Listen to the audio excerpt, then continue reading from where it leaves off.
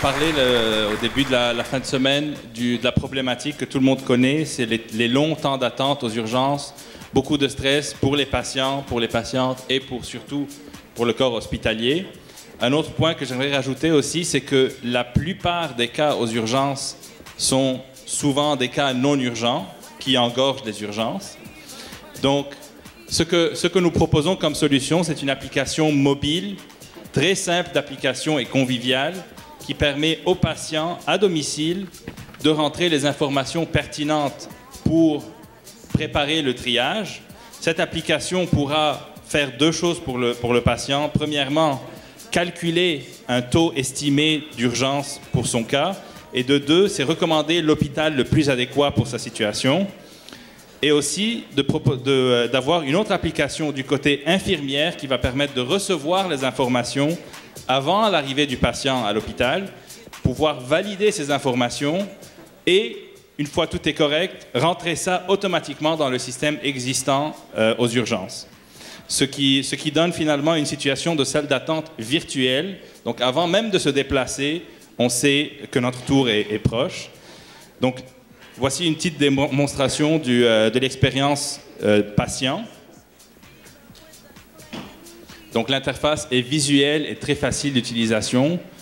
Les informations sont mises graphiquement pour entrer les données centrales. Le cas de priorité ou le niveau de priorité est calculé automatiquement et l'hôpital est sélectionné. Du côté de l'infirmière, une application permet d'agréger toutes ces données-là pour que pour chaque patient en temps réel, il y a les informations vitales et les mises à jour quand elles arrivent. Donc, pour le développement du projet, c'est un gros projet qu'on a commencé cette fin de semaine. On espère pouvoir aller vers plusieurs étapes dans le futur. Bravo, bravo, on applaudit, tout le monde, on applaudit. Un bel effort avec une démonstration, une application qui fonctionne. Et là on voit, il y a plusieurs applications qui pourraient être combinées, là. C'est intéressant. Ouais. Est-ce que... Oui, avez-vous pensé à une intégration avec InfoSanté? Oui, en fait, il y a eu beaucoup d'idées qui ont été lancées cette fin de semaine. C'est vraiment beaucoup plus que ce qu'on pourrait montrer ici. Mais c'est sûr que dans les cas non urgents ou dans d'autres cas, il y a des intégrations qu'on peut faire, ramener le patient vers InfoSanté pour plus d'informations, pour désengorger les salles d'urgence plutôt que de les envoyer à l'urgence sans discriminer.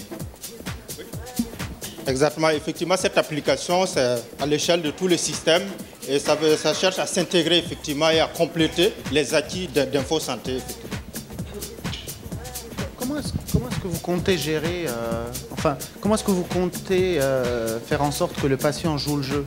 Parce que si c'est transparent, que plus il va vers une sévérité... Plus oui, ça c'est un des points aussi autour duquel on a beaucoup réfléchi.